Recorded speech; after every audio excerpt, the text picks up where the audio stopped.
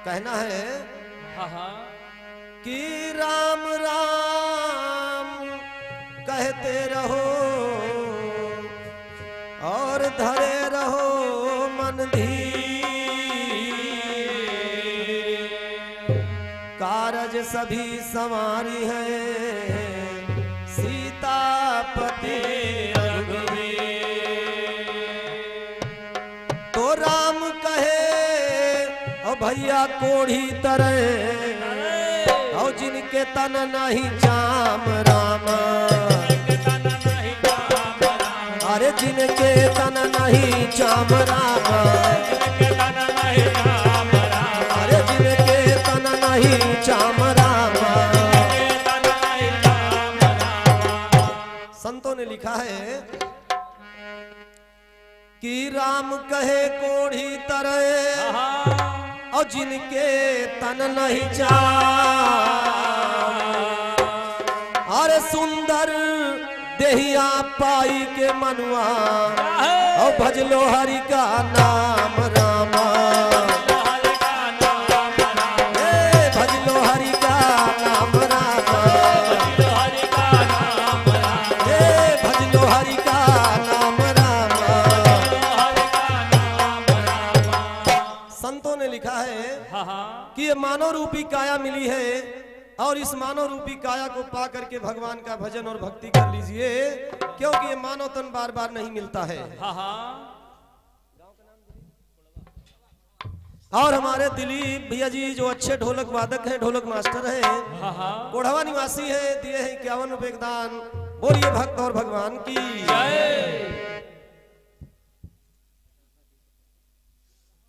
और हमारे दीपक भैया जी कोढ़वा निवासी हैं, दिए ही 51 रुपए दान। बोलिए भक्त और भगवान की जय। और अभी हमारे सहयोगी भैया ने बहुत ही अच्छा भजन सुनाया, बड़ा ही अच्छा प्रसंग और कटपिस भी गाई एक हमारे भैया जी ने। और कटपिस गाया, तर्ज का नमूना दिया कि घूंघट में मुखड़ा छिपाने लगी और लहंगा मंगाया बड़ा महंगा तो दर्जी ने लिया ही नहीं। तो घूंघट वाली बात आई है, पहले कटपीस का जवाब, उसके बाद सीधे प्रसंग पर। तो घूंघट की बात है तो कवि ने लिखा है कैसे? हाँ, तो घूंघट की आड़ से दिलवर का, घूंघट की आड़ से दिलवर का दीदार अधूरा रहता है, जब तक ना पड़े आशिक की नजर, जब तक ना पड़े आशिक की नजर, सिंगार अधूरा रहता है।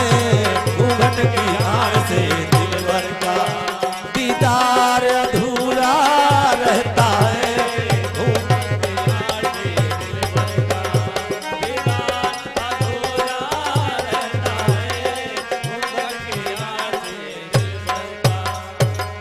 तर्ज यही है, लेकिन कवि ने लिखा है अरे संसार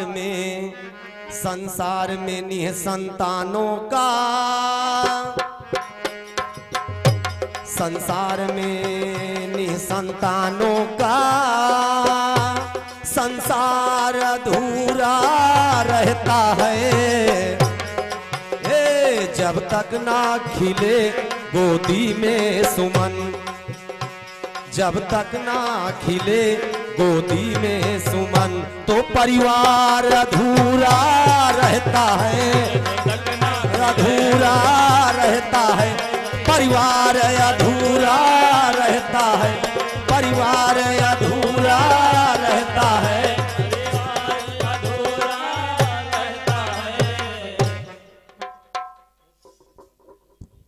और हमारे अभिमन्यु भैया जी जो भजन के प्रेमी हैं, सिरसवा निवासी हैं, अभिमन्यु भैया जी के द्वारा 101 रुपए का दान। बोलिए भक्त और भगवान की।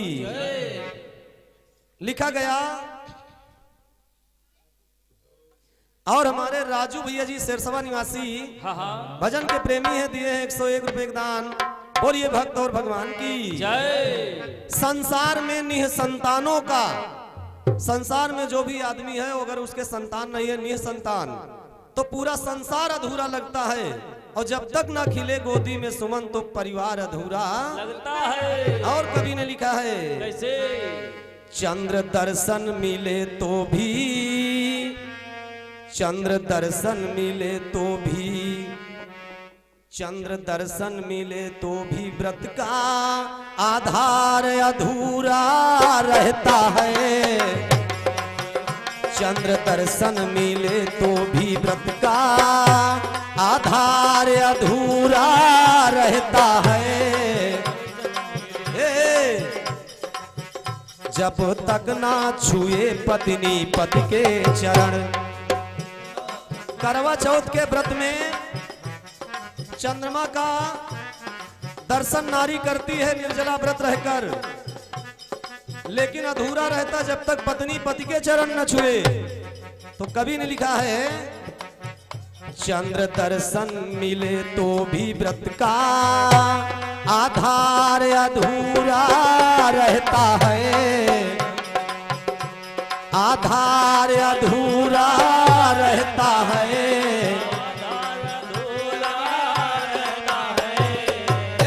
जब तक ना छुए पत्नी पति के चरण, जब तक ना छुए पत्नी पति के चरण, त्योहार अधूरा रहता है। त्योहार अधूरा, त्योहार अधूरा रहता है। त्योहार अधूरा बताया गया जब तक ना छुए पत्नी पति के चरण तो त्योहार अधूरा रहता है। अगर पति के चरण न छुए मिले, दर्शन हो, तो पति के चरण छुए बिना त्योहार अधूरा रहता है। ये कटपीस का प्रयास किया गया। आगे प्रसंग पर चलते हैं, समय कम है, काम ज्यादा है। अभी हमारे सहयोगी भैया ने रामचरितमानस रामायण से प्रसंग शुरू किया कि जिस समय पंचवटी सुपनखा गई और भगवान राम से, लक्ष्मण जी से और साथ में जानकी जी हैं, पंचवटी में निवास कर रहे हैं। जब वनवास के लिए आए, सुपनखा ने जा करके श्री राम से कहा तुम सम पुरुष नमो सम नारी, यह संजोग विधि लिखा बिचारी। आपके जैसा पुरुष अगर दूसरा कोई नहीं है तो मेरे समान नारी नहीं है। हमारे सहयोगी भैया ने बताया और उसी में विवाद हुआ। लक्ष्मण जी ने सुपनखा के नाक कान काटे तो हमारे भैया जी ने बताया कि रावण से सुपनखा ने जाकर के बताया और रावण ने खरदूषण को बुलाया। हमारे सहयोगी भैया ने बताया कि रावण ने खरदूषण को बुलाया, खरदूषण को लेके गए, खरदूषण को रावण के साथ गए खरदूषण, और खरदूषण को राम लक्ष्मण ने मारा। और उसके बाद में मामा मारीज आ गए अपने आप। ऐसा नहीं है, कोई भी बात, कोई भी कहानी विस्तार से और ढंग से बताइए। बिना बुलाए सीता का हरण करने के लिए 10 गंधर्व जोगी भेष बना के आ गया। इधर से उधर और अलग पलवा हमारे भैया जी ने सब बता दिया। खरदूषण से सुपनखा ने पंचवटी से स्वयं जाकर के बताया, रावण नहीं जान पाया। सुपनखा ने जाकर के खरदूषण से मदद ली कि खरदूषण मेरे भाई रावण के बराबर बलशाली हैं, उनके द्वारा मैं राम लक्ष्मण को मरवाऊंगी। खरदूषण को भगवान श्री राम लक्ष्मण ने मार दिया। तब सुपनखा गई थी रावण के पास कि अगर खरदूषण को मार दिया है इन्होंने तो फिर रावण के अलावा और कोई इनसे लड़ नहीं सकता है। खरदूषण को सुपनखा ने बुलाया और तब खरदूषण को राम और लक्ष्मण ने मारा। और हमारे राम मिलन दुदहा खजुरी निवासी हैं, दिए हैं 101 रुपए दान।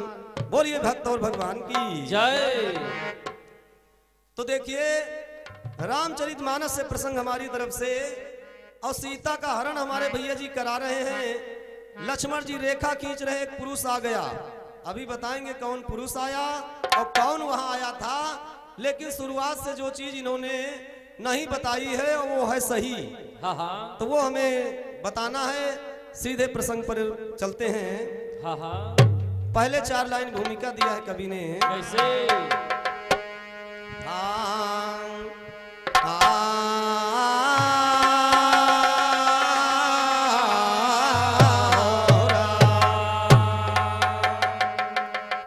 सूर्पनखा के जब नाक कान लक्ष्मण जी ने काट लिए तो खरदूषण को बुलाया, खरदूषण को भी राम लक्ष्मण ने मार दिया।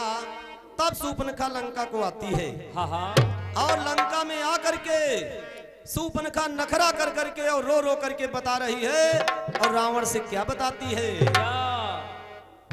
हाय तो आई सूर्पनखा लंका दशानन के ढींगे, पंचवटी की व्यथा रो रो कहने लगी।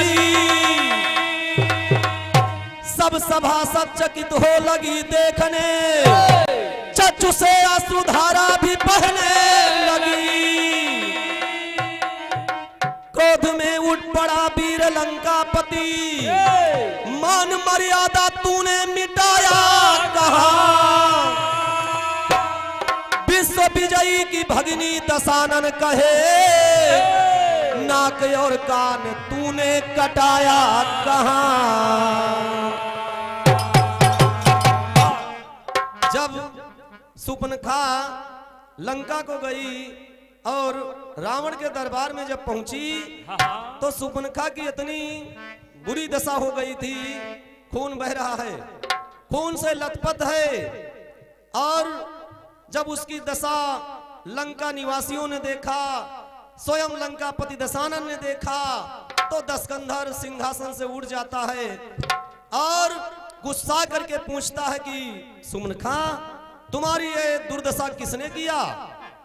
तुम्हारी ये दुर्दशा किसने किया? विश्व विजयी लंकापति दशानन की बहन की ये दुर्दशा करने वाला कौन इस संसार में है?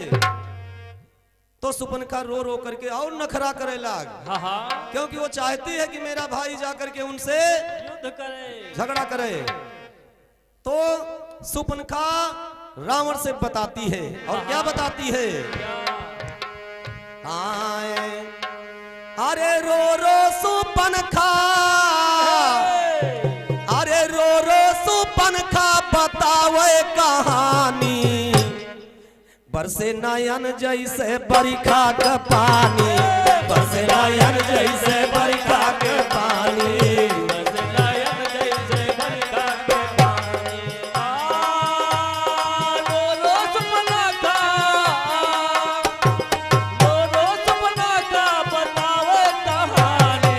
बरसे नयन जैसे बरखा का पानी।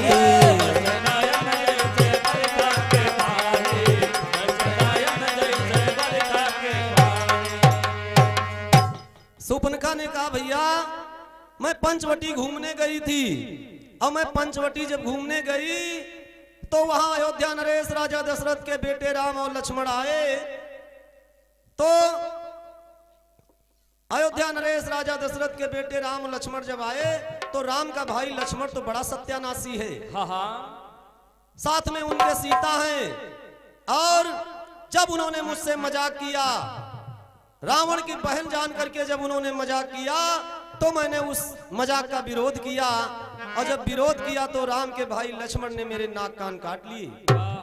सूर्पनखा ने ये नहीं बताया कि मैंने उनसे विवाह करने की बात कही। हाँ हाँ सूर्पनखा ने कहा कि मैंने जब विरोध किया उनकी बात का, तो उन्होंने मेरे नाक कान काट लिए। उन्होंने रावण की बहन जान करके मजाक किया मुझसे। हाँ हाँ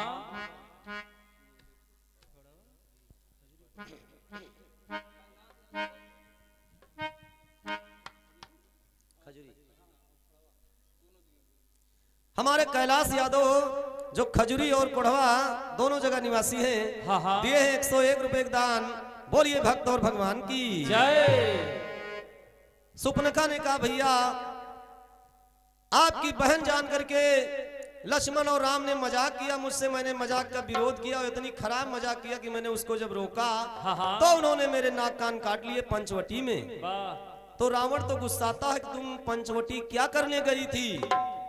तो सूर्पनखा कहती, भैया मैं पंचवटी घूमने के लिए गई थी। हाँ हाँ तो सुपनखा ने बताया घूमने गई थी, तो कहा तो तुमने खरदूषण से नहीं बताया।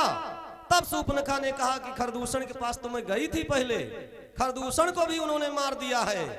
तब रामचरितमानस में ये चौपाई लिखी गई, रावण अपने मन में सोचता है। विजय भाई भैया ने बताया कि रावण ने खरदूषण को बुला के ले जाकर राम से लड़वाया नहीं, खरदूषण को बुला के सुपनखा ने लड़ाया और बताया कि भैया देखो हमारी क्या दशा किया है। तो खरदूषण आए और आए के लड़ गए और लड़के मर गए। रामचरितमानस की चौपाई संकेत करती है कि रावण ने क्या विचार किया, क्या विचार किया है।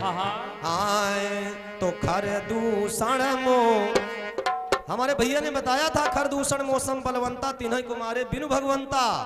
और रावण ने कहा सुर रंजन भंजन मही भारा, और जो भगवंत लीन। अगर भगवान ने अवतार लिया है, भगवान अगर अवतार न लिए होते तो खरदूषण कोई मारे वाला नहीं रहा, हमरे बराबर रहे बलशाली। और तो मैं जाई बैर हट करऊं और प्रभु सर प्राण तजे भव तरऊं, तब मैं उन राम से बैर करूंगा। तो एक बात हमारे भैया जी ने नहीं बताई, जो मेन बात है। मेन बात कौन है? इधर सुपनखा लौट आई, वहां भगवान श्री राम लक्ष्मण और जानकी जी हैं पंचवटी में। और जब नाग कान सुपनखा के कटे तो भगवान श्री राम जान गए कि अब इस पंचवटी में आफत खड़ी हो जाएगी। भाई इतने बड़े बलशाली और इतने बड़े विश्व विजयी लंकापति दशानन की बहन का नाक कान काटना आसान नहीं है। तो भगवान श्री राम जान गए तो लक्ष्मण जी से कहा, ए लक्ष्मण जी अब तुम कंदमूल फल ढूंढ के लाओ, भूख लगी है। तो लक्ष्मण जी को कंदमूल फल लेने भेज दिया। और उसी समय भगवान श्री राम जानकी जी से कहते हैं, क्या कहते हैं? आए अरे सीता से हंसी हंसी, अरे सीता से हंसी हंसी और कहेला धनुधारी हमार बतिया, तनी सुना प्राण प्यारी हमार बतिया।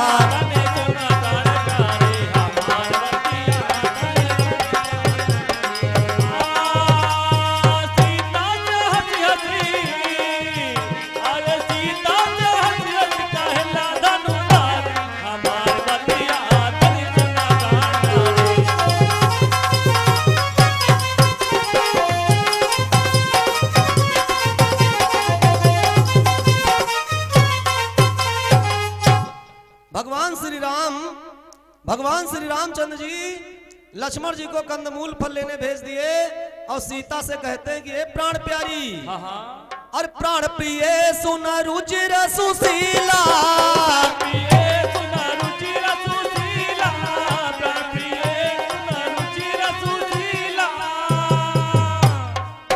अब हम करबे ललित नर लीला, अब हम करबे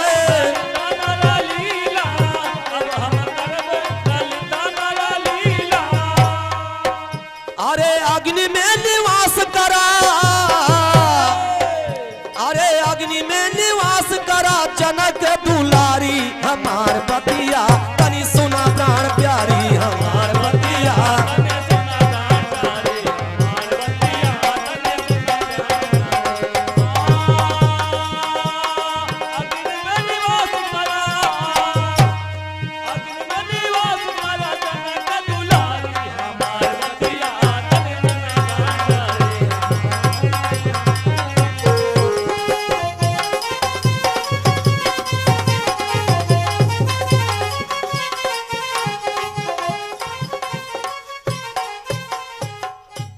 बताया गया भगवान श्री राम ने जानकी जी से कहा सीता से कि ये प्राण प्यारी मैं अब नर लीला करूंगा, इसलिए तुम अपने असली रूप को अग्नि में समर्पित करो।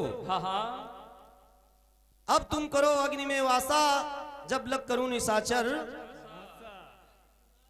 असली सीता से कहा तुम अग्नि में समा जाओ। हमारे भैया जी ने ये बात नहीं बताई, असली सीता हरण करने के लिए नहीं रह गई, नकली सीता बची। असली सीता को भगवान श्री राम ने कहा और लक्ष्मणों ये बात का नहीं जान रहे हैं, क्योंकि उनको भेज दिया भगवान श्री राम ने कंदमूल फल लेने हाँ, हाँ। कि इन्हों न जान पावे केवल भगवान श्री राम और सीता जी, यही दोनों लोग जान रहे हैं। सीता जी से कहा अपनी छाया रूपी सीता मेरे पास रखो, अब तुम अग्नि में निवास करो। असली सीता अग्नि में समा गई और छाया रूपी सीता भगवान के साथ हो गई। लक्ष्मण न जान पाए, भेद न जान पाए लखन बलधारी। लक्ष्मण भी नहीं जान पाए इस बात को कि असली सीता हमारे पास नहीं है। हाँ हाँ और अगर वो जानते कि ये छाया रूपी सीता है तो हो सकत देख रेख माँ और सेवा सेवकाई में कुछ कसर लगा देती। हाँ हाँ और इसीलिए भगवान श्री राम ने जानने नहीं दिया कि नहीं तो फिर वैसे जब जान पाई है कि नकली सीता है तो वह दिन की सेवा करना शुरू करेंगे। इसलिए असली सीता अग्नि में समा गई और छाया रूपी सीता पास रह गई। हाँ हाँ और हमारे भैया ने बताया कि मामा मारीच आएंगे, मामा मारीच आए नहीं। जब रावण ने देखा कि राम से बैर करने से दो काम होंगे, अगर वो राजा के बेटे हैं तो सीता का हरण होगा और अगर वो भगवान है तो मेरा मरण होगा। दोनों तरह से रावण ने जब सही समझ लिया हाँ हाँ तब रावण जाता है मामा मारीच के पास, क्योंकि मामा मारीच यहाँ लंका में नहीं थे, वो समुद्र के किनारे थे। क्योंकि जब विश्वामित्र मुनि यज्ञ कर रहे थे तो उस यज्ञ के समय उस यज्ञ में बाधा डालत रहा यही मारीच जो सुबह हुआ हो। इनको भगवान श्री राम ने जब बाण मारा तो समुद्र के किनारे गिरे जाए के मामा मारीच तो मारे डरमा हुआ से लौटी कबो अबे नहीं की नहीं। वहीं सिंधु के किनारे रहते रहे।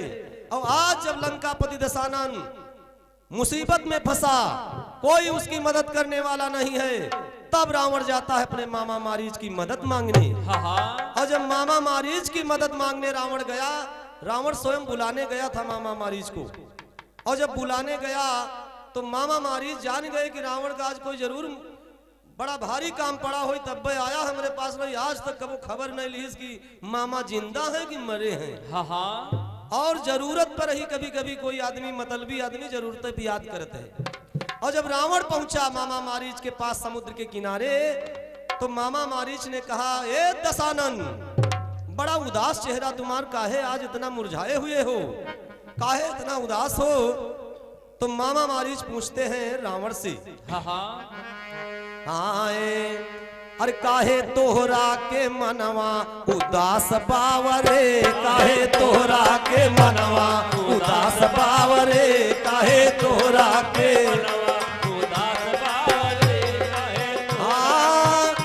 आयल के ही कारण हमारा के पास बावरे,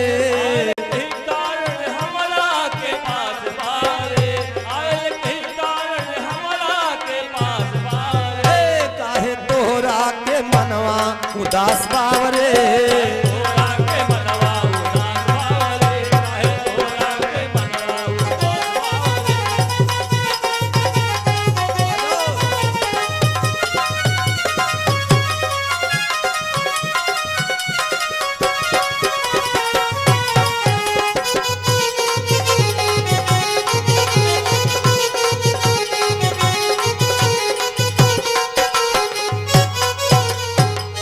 मामा मारीच ने कहा, काहे तोहरा का चेहरा उदास बावरे। हाँ हाँ तो रावण कहता है कि मामा, अवध से आए राम लखन सिया बनवा और बहिनी सुपनखा के काटे नाक कनवा और खरदूषण का भैले सत्यानाश।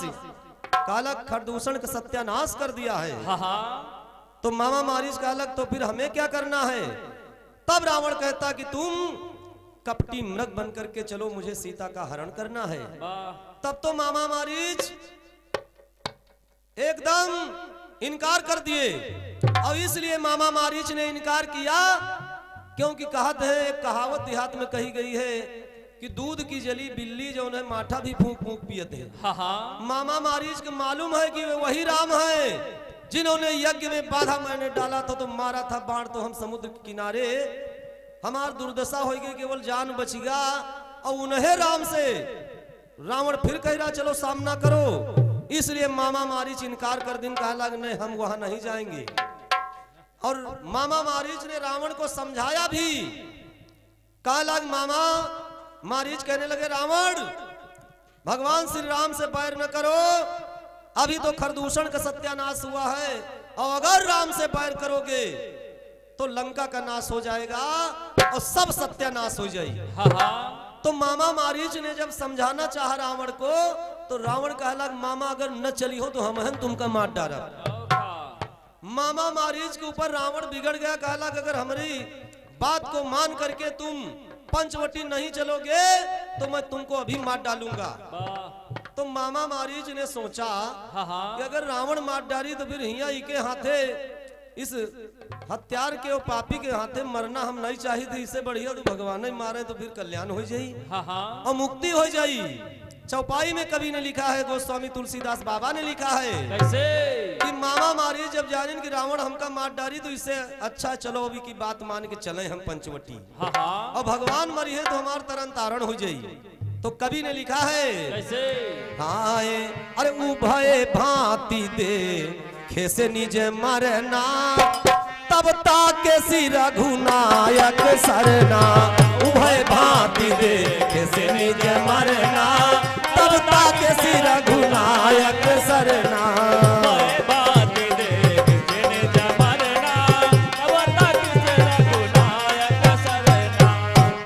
रावण ने जब कहा मैं मार डालूंगा मामा तुमको, तो रावण के हाथों नहीं मरना चाहते मारीच मामा।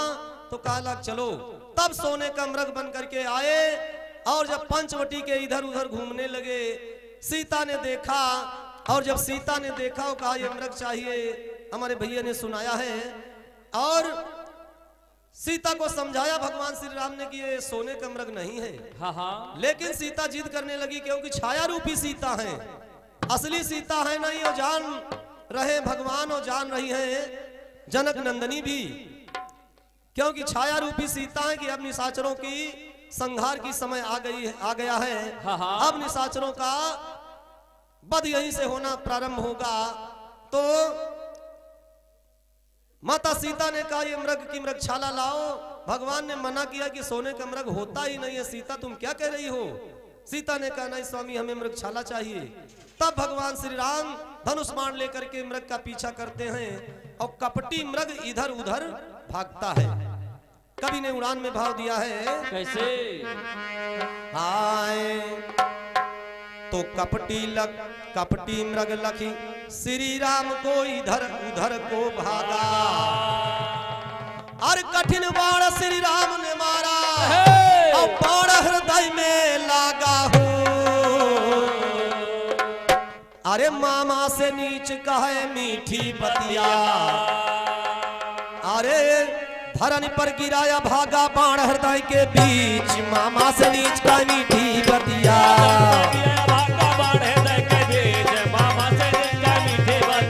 धरनी पर गिराया भागा बाण हृदय के बीच। मामा से नीच का मीठी बतिया,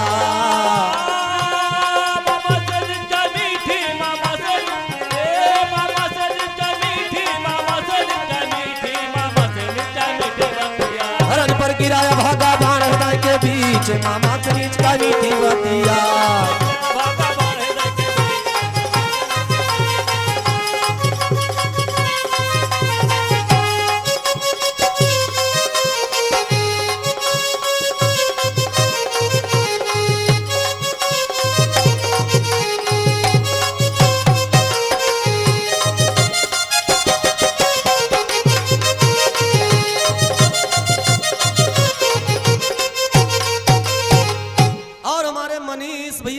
गाजीपुर निवासी हैं। भाई साहब के द्वारा 101 रुपए का दान। बोलिए भक्त और भगवान की जय। और जैसे कपटी मृग इधर उधर भागा, क्योंकि मरने से सबको डर लगता है। हाँ हाँ मामा मारी जबरदस्ती आए हैं कि चलो उन्हें हाथे मरी, लेकिन जब धनुष बाण हाथ में देखा भगवान श्री राम के, तो इधर उधर भाग रहे जान बचावे के लिए, बड़ी दूर निकल गए। तब भगवान श्री राम ने लक्ष्मण से कहा कि लक्ष्मण इस पंचवटी में तमाम निशाचर रहते हैं, सीता को अकेली ने छोड़ना, मैं जा रहा हूं मृग मारने, और लक्ष्मण जी देख रेख में हैं। हाँ हाँ भगवान श्री राम मृग के पीछे पीछे गए, और जब कपटी मृग को बाण मारा तो वो कपटी मृग मायावी माया सारी उसकी नष्ट हो गई, अपने असली भेष में आ गया निशाचर रूप में, और लक्ष्मण लक्ष्मण और राम राम शब्द कह के अपने प्राण छोड़ दिया, परम धाम को चला गया। लक्ष्मण शब्द जब सीता ने सुना पंचवटी में, कुटिया पर लक्ष्मण का शब्द जब सुना, सीता ने तो सीता जी सोच रही हैं कि लक्ष्मण लक्ष्मण मेरे पति राम आवाज दे रहे हैं, हाँ हाँ क्योंकि वो तो मृग था, मृग तो बोल नहीं सकता है। सीता ने लक्ष्मण जी को कहा कि जाओ भैया, तुम्हारे बड़े भ्राता मुसीबत में है, संकट में है। लक्ष्मण जी मना करने की लगे कि नहीं माते, अरे वो स्वयं परम ब्रह्म है, सारी दुनिया में जो भी कष्ट किसी के ऊपर आता है, वो कष्ट को स्वयं मिटावत है, और उनके ऊपर मुसीबत आना असंभव है, उनके ऊपर मुसीबत नहीं आ सकती है। लेकिन सीता नहीं मानी, कहा लगी तुम अपने भैया का कल्याण नहीं चाहते हो, तुम उनकी भलाई नहीं चाहते हो। लक्ष्मण अगर मेरी बात तुम नहीं मानोगे तो गलत हो जाएगा। तो लक्ष्मण जी कहने लगे माता मैं आपका भी आज्ञाकारी, आपका देवर हूं, हाँ हाँ और मैं अपने भ्राता का भी आज्ञाकारी हूं, जो आपकी आज्ञा में जा रहा हूं। तब लक्ष्मण जी रेखा खींचते हैं और रेखा खींच करके लक्ष्मण जी जाते हैं। हाँ हाँ हमारे भैया ने कहा एक पुरुष आ गया, पुरुष नहीं आया था। लक्ष्मण जी रेखा खींच के जब जाने लगे तो एक शब्द सुनाई पड़ा। क्या? लक्ष्मण जी को कोई दिखाई नहीं पड़ा, एक शब्द सुनाई पड़ा कि लक्ष्मण कहां जा रहे हो, सीता को छोड़कर। लेकिन जाना नहीं चाह रहे लक्ष्मण जी, जान रहे कि अगर हम यहां से चले गए तो जरूर कोई न कोई यहाँ पे संकट आ जाएगा। इसलिए सीता माता की बात की मर्यादा रखने के लिए कि माता का आदेश से जाना मेरा धर्म है। हाँ हाँ तब लक्ष्मण जी जब चले, लक्ष्मण रेखा खींच के, तब जोगी का भेष बना करके लंकापति दशानन आ गया। और जब लंकापति दशानन आया तो देखिए होता क्या है, समय भी नजदीक हो रहा है। हाँ हाँ कैसे कवि ने लिखा है, कैसे? आए जोगी का और भिखारी का भेष बना करके लंकापति दशानन जब कुटिया पे आया तो देखा कि सीता बाहर नहीं दिखाई पड़ रही है। हाँ हाँ सीता कुटिया के अंदर है और दीक्षा शास्त्री जी के द्वारा 101 रुपए का दान। बोलिए भक्त और भगवान की जय। रावण क्या कहता है, हाँ हाँ आवाज लगाता है कुटिया के बाहर से। जब देखता कि रेखा खींची हुई है, और रावण विद्वान था, और रेखा को देख करके जैसे रेखा के पास पैर जाता है वो जान गया कि ऐसी रेखा है, इसको लांघना मेरे लिए मौत को बुलावा देना है, इस रेखा का उल्लंघन करना ठीक नहीं है। इसलिए रेखा के बाहर खड़े होके रावण कहता है, हाँ हाँ जो भिखारी साधु का भेष बनाए हैं, क्या कहता है, आए अरे दैदा रानी भीख, अरे दैदा रानी भीख, भिखारी खड़ा द्वारे, दैदा रानी भीख, भिखारी खड़ा द्वारे, दैदा रानी भीख, भिखारी खड़ा द्वारे, दैदा रानी भीख, भिखारी खड़ा द्वारे, भिखारी खड़ा द्वारे, दैदा रानी भीख, भिखारी खड़ा द्वारे, दैदा रानी भीख।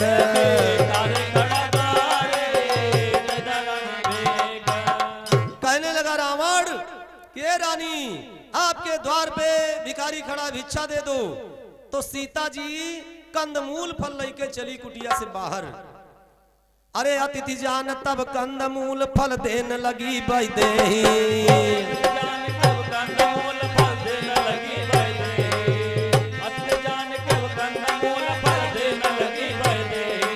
अरे बधी भीख नाले वसुंदरी, अरे बधी भीख नाले वसुंदरी, बारंबार पुकारे दैदा रानी भीख,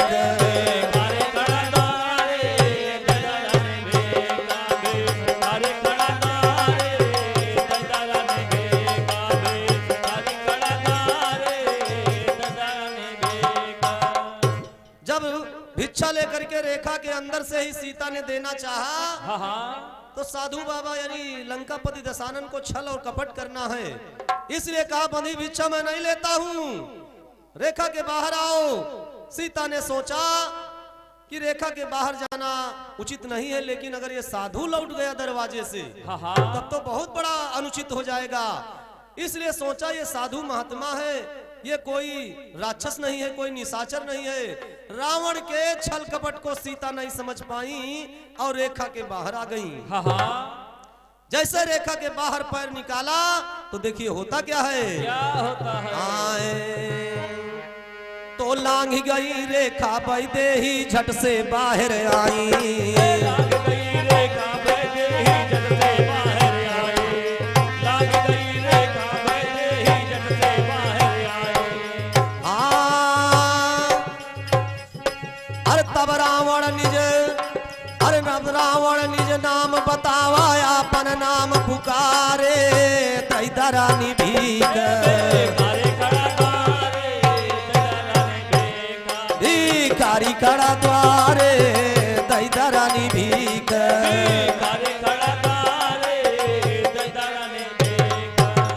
जैसे रेखा के बाहर जनक नंदिनी सीता आई और वैसे रावण ने बाह पकड़ करके विमान पे बैठा लिया और अपना नाम चिल्ला चिल्ला करके बताने लगा कि मैं भिखारी नहीं हूँ, मैं साधु महात्मा जोगी नहीं हूँ, मैं लंकापति दशानन हूँ। तुम्हारे पति राम और लक्ष्मण ने खरदूषण को मारा और मेरी बहन सुपनका के नाक कान काटे, इसलिए मैं छल और कपट से साधु का भेष बना करके आया, मेरा नाम रावण है। तब रावण ने अपना नाम बताया और विमान पे बैठा करके लेकर के सीता को आकाश मार्ग से उड़ जाता है, पंचवटी से लेकर के उड़ता है। सीता हाथ जोड़ती है, चिल्लाती है, माफी मांगती है, लेकिन वो दशानन नहीं मानता है। और जब नहीं मानता है, बताया गया सीता रो रही है, चिल्ला रही, लेकिन कोई मदद करने वाला नहीं है। समय का भी संकेत हो रहा है, समय लग जा रहा है, कटपिस का नमूना भी देना है सहयोगी को। तो कवि ने लिखा है कैसे? अरे आज लंका पति का पूरा और कुल परनवा होई गवा, और आए धोखे से जनक दुलारी के हरनवा होई गवा। आए धोखे से जनक दुलारी के हरनवा होई गवा।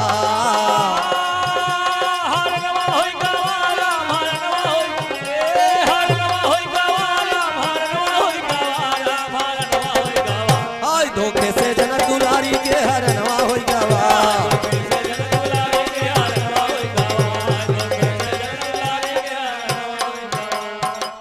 बताया गया कि आज धोखे से जनक दुलारी का हरण कर लिया रावण ने, और जब हरण करके लेके चल दिया, सीता चिल्ला रही है और आवाज दे रही है।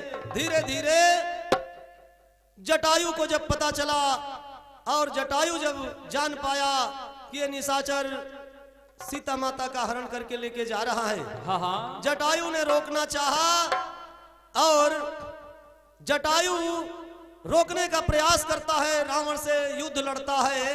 तो गाने के अंतिम में कवि ने लिखा है कैसे? जटायु रावण से युद्ध करना शुरू किया तो देखिए कवि ने लिखा है कि मायावी भेष बना करके जटायु जब लड़ना शुरू किया तो रावण को अपने पेट में रख लिया। रामचरितमानस में नहीं लिखा है कि रावण को पेट में रख लिया, लेकिन अलग पुस्तक में बताया गया कि रावण को जटायु ने अपने पेट में रख लिया। और पेट में जब रख लिया तो देखिए होता क्या है। तर्ज का नमूना वही है विजय बाबू। आए अरे काटा काटा, अरे काटा काटा ये भौजी काटा हो, काटा काटा, काटा काटा ये भौजी काटा हो, काटा काटा, काटा काटा ये भौजी काटा हो, काटा काटा। अरे चित्त काटा, पट काटा, उलट पलट काटा, बगली करा वाट काटा और गटा गट काटा काटा, काटा काटा ये भौजी काटा हो, काटा काटा।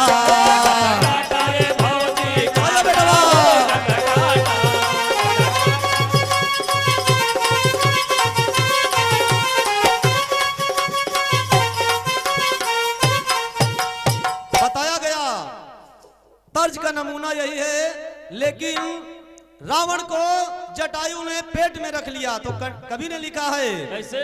अरे घूंटा घूंटा और घूंटा घूंटा रावणवा के घूंटा हो, घूंटा घूंटा।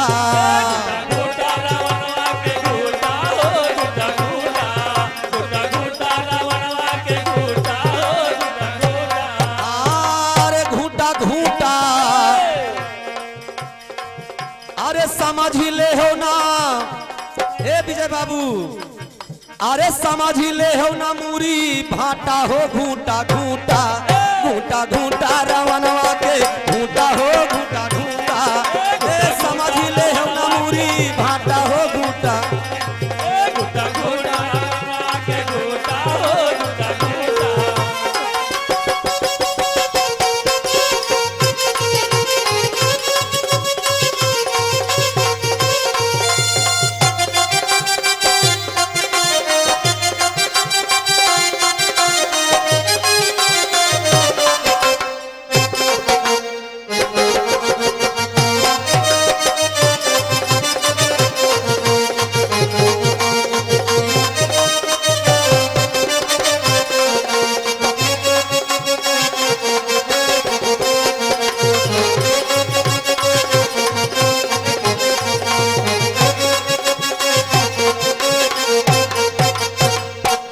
बताया गया जटायु ने रावण को अपने पेट में रख लिया मायावी वेश बना करके।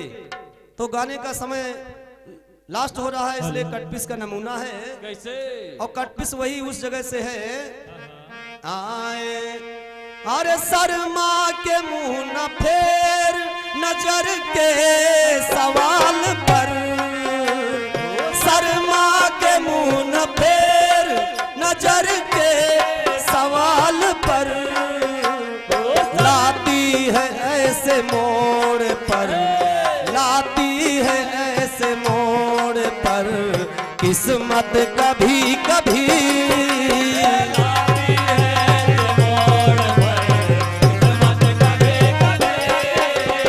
लाती है ऐसे मोड़ पर किस्मत कभी कभी।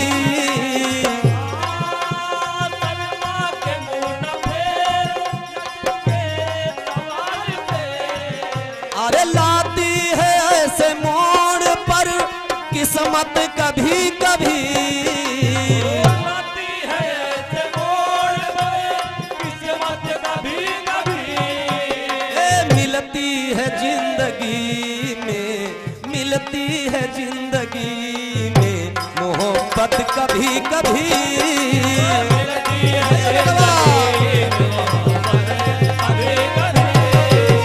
मिलती है जिंदगी में मोहब्बत।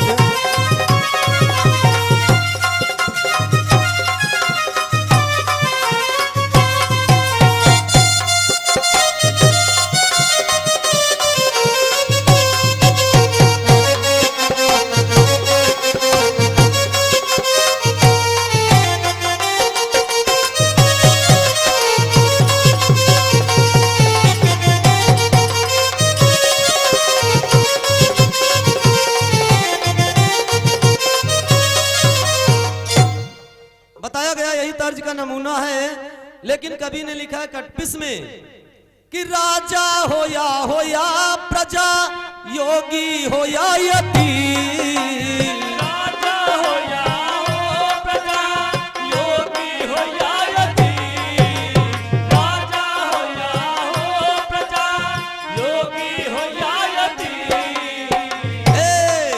हो सत्यवान या सती, भव हो या भगवती, ओ सत्यवान या सती, भव हो या भगवती, ओ सत्यवान या सती, भव हो या भगवती।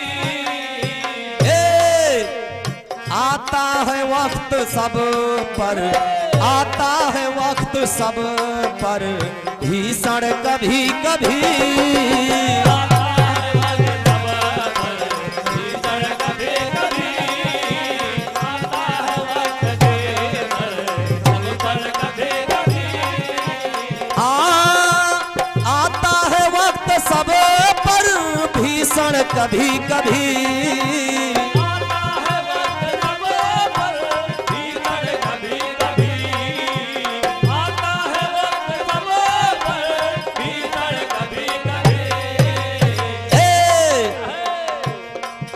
अरे अपने उछाल देते हैं, ए भैया अपने उछाल देते हैं कीचड़ कभी कभी, अपने उछाल देते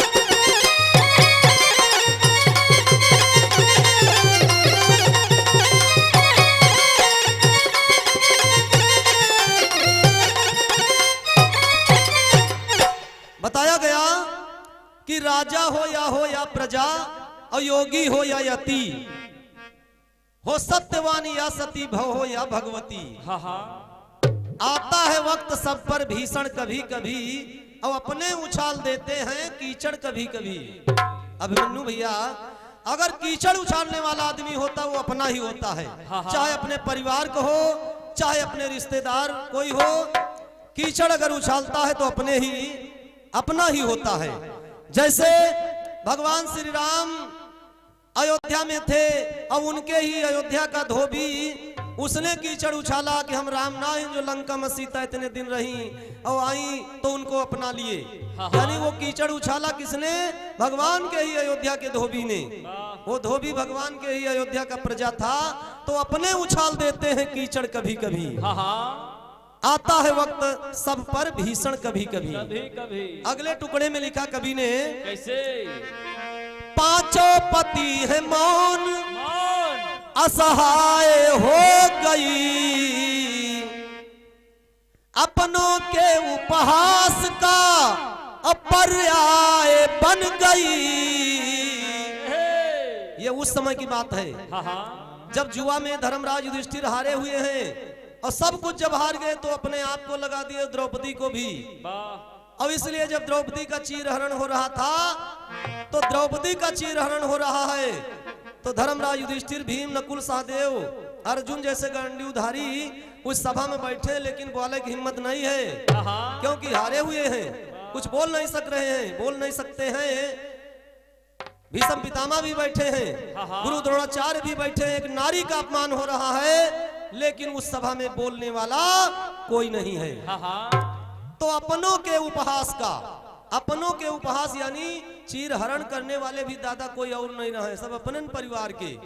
एक नारी का अपमान हो रहा है, एक परिवार की बहू का अपमान हो रहा है, और एक परिवार के लोग कर रहे हैं। तो कवि ने लिखा कि अपनों के उपहास का पर्याय बन गई। द्रौपदी चिल्लाती रही, कोई मदद करने वाला नहीं, तो भगवान श्री कृष्ण को याद किया। द्रौपदी ने भगवान श्री कृष्ण को याद किया, तो भगवान श्री कृष्ण आए, द्रौपदी की लाज बचाई, चीरहरण नहीं कर पाया दुर्योधन दुशासन। तो द्रौपदी गुस्सा करके अपने भैया श्री कृष्ण से कहती है कि भैया अगर आप आज ना आते, तो इस सभा में देखिए एक से एक धनुषधारी अर्जुन, गदाधारी भीम, सब कायरों की तरह बैठे हैं। तब भगवान श्री कृष्ण कहते, नहीं द्रौपदी, आज इनके ऊपर मुसीबत पड़ी है, और जब मुसीबत पड़ती है तो कोई फिर कुछ काम नहीं आता है। इसलिए कभी कभी जब मुसीबत आती है तो भगवान श्री कृष्ण द्रौपदी से कहते हैं, भगवान श्री कृष्ण द्रौपदी से क्या कहते हैं? अरे शेरों को घेर लेते हैं, हे द्रौपदी, अरे शेरों को घेर लेते हैं, गीदड़ कभी कभी शेरों को घेर लेते हैं, गीदड़ कभी कभी शेरों को घेर लेते हैं, गीदड़ कभी कभी। अरे शेरों को घेर लेते हैं, गीदड़ कभी कभी शेरों को घेर लेते हैं, गीदड़ कभी कभी शेरों को घेर लेते हैं, गीदड़ कभी कभी। अपने उछाल देते हैं, अपने उछाल देते हैं, कीचड़ कभी कभी अपने उछाल देते हैं, कीचड़ कभी कभी।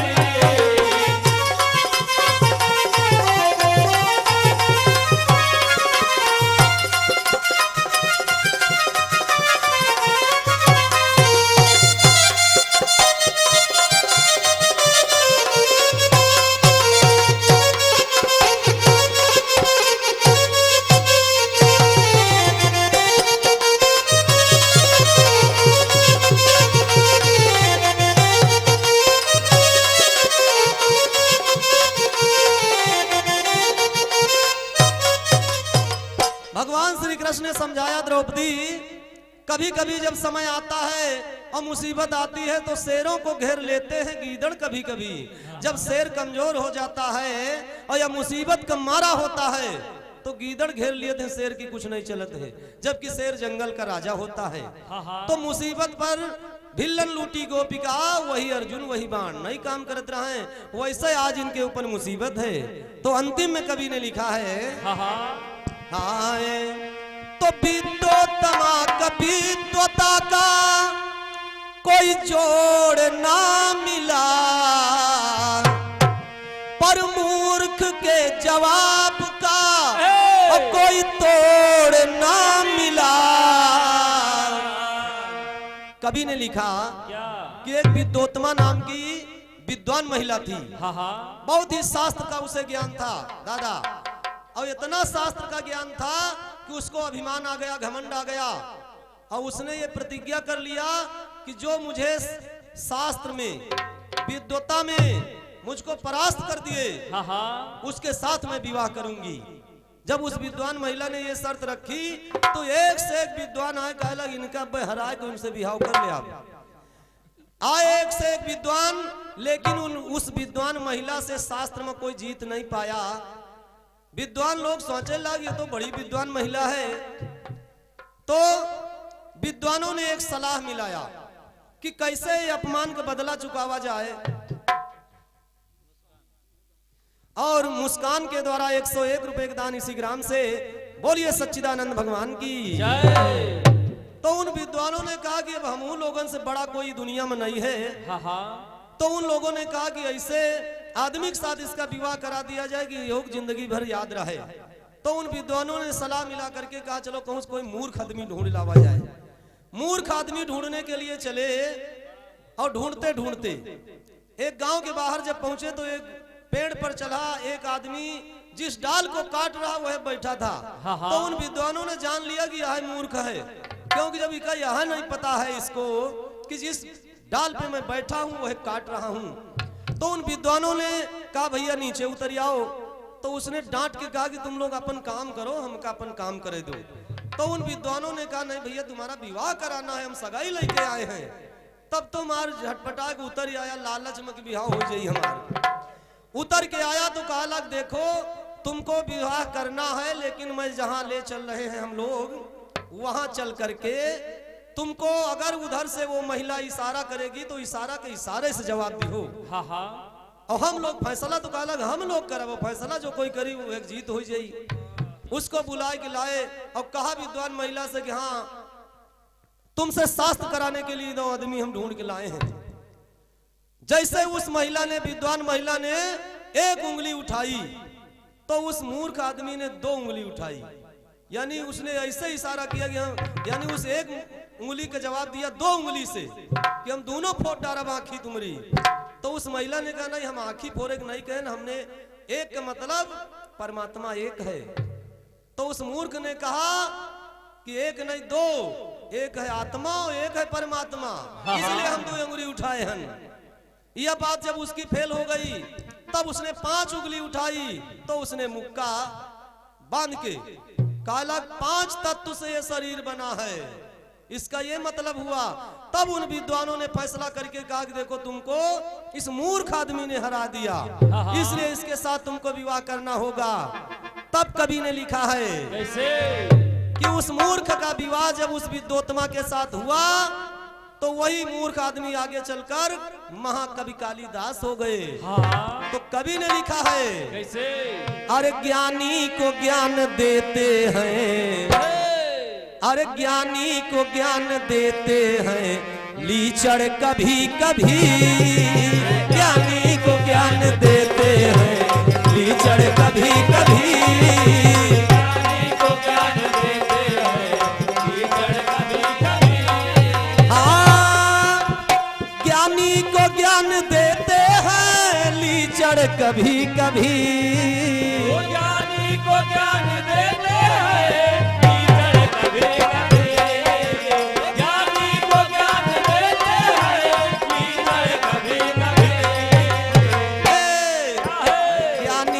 ज्ञान देते हैं, ज्ञानी को ज्ञान देते हैं लीचड़ कभी कभी।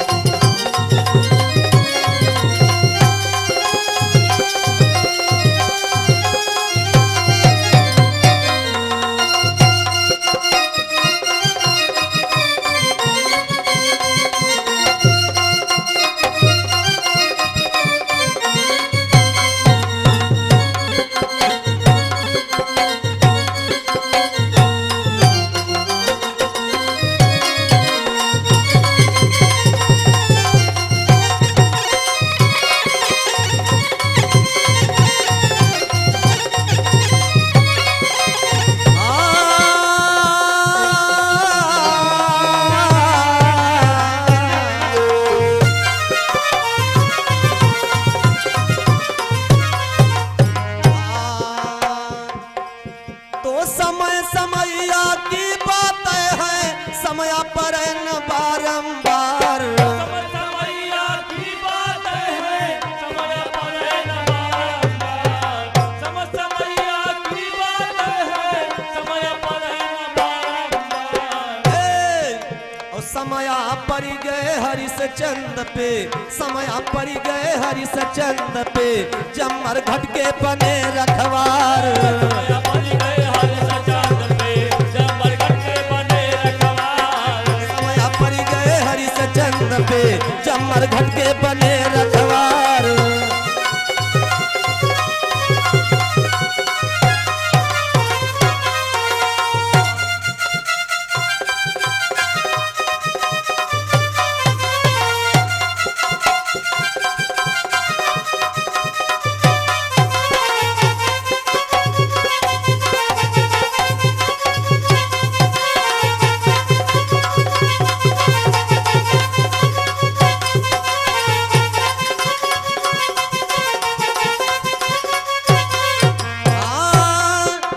समय पर गए हरिश्चंद्र पे, जमर घट के बने रखवार।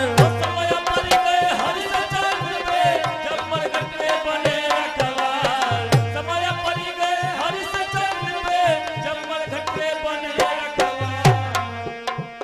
और समय पर गए राजा नल पे, खूंटी लीले नौल कार। समय पर गए राजा नल पे, खूंटी लीले नौल कार। समय पर गए राजा नल पे, खूंटी लीले नौल कार। हाँ, समय पर गए राजा नल पे, खूंटी लीले नौल कार। समय पर गए राजा नल पे, खूंटी लीले नौल कार। समय पर गए शिव शंकर पे, समय पर गए शिव शंकर पे, जब भस्मासुर परो पछार। समय पर गए शिव शंकर पे, जब भस्मासुर परो पछार। समय पर गए शिव शंकर पे, जब भस्मासुर परो पछार। समय पर गए शिव शंकर पे, जब भस्मासुर परो पछार। समय पर गए शिव शंकर पे, जब भस्मासुर परो पछार। समय पर गए शिव शंकर पे, जब भस्मासुर परो पछार। समय पर गए रामचंद्र पे, समय पर गए रामचंद्र पे, जब हरि गई जानकी नारी। समय पर गए रामचंद्र पे, जब हरि गई जानकी नारी।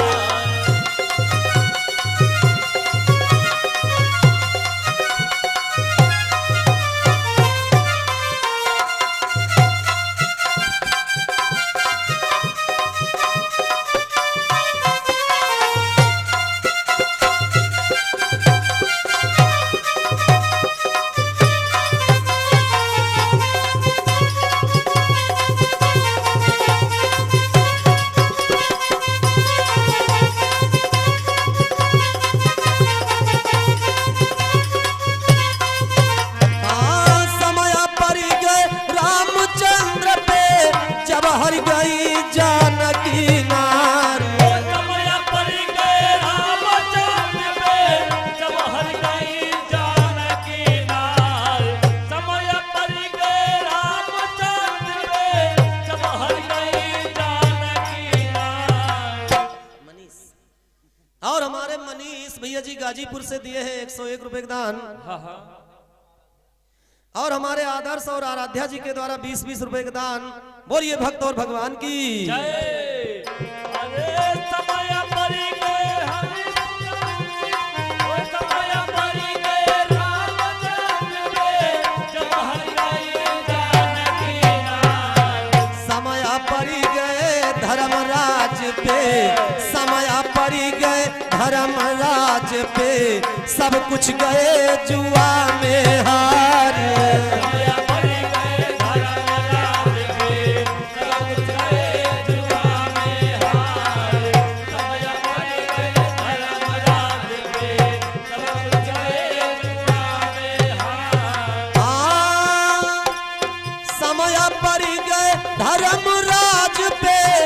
सब कुछ गए जुआ में हार। समय पड़ी गए धर्मराज पे, सब कुछ गए जुआ में हार। समय पड़ी गए धर्मराज पे, सब कुछ गए जुआ में हार। आज समैया मोरे मंडल पे नैया खेई लगायो पार। आज समैया मोरे मंडल पे नैया खेई लगायो पार।